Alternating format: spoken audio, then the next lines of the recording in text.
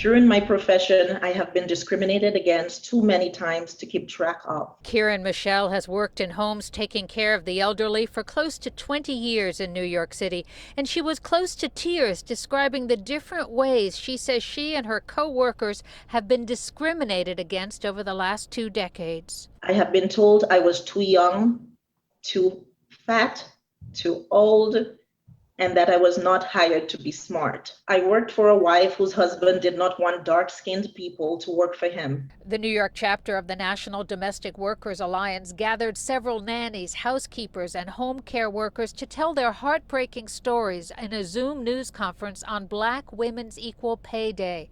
The organization is pushing for the New York City Council to expand the definition of employer under the human rights law to include domestic workers who work alone in households.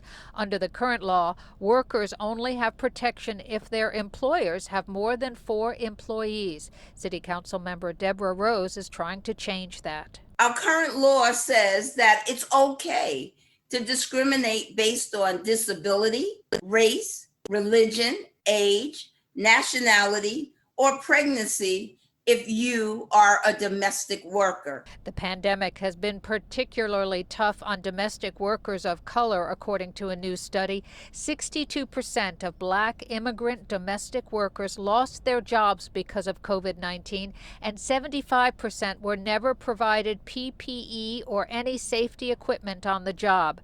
Many do not qualify for unemployment benefits or federal relief, even though they are often the primary breadwinners in their families. Black women and their families are facing systemic racism, a global health pandemic, and a looming economic depression.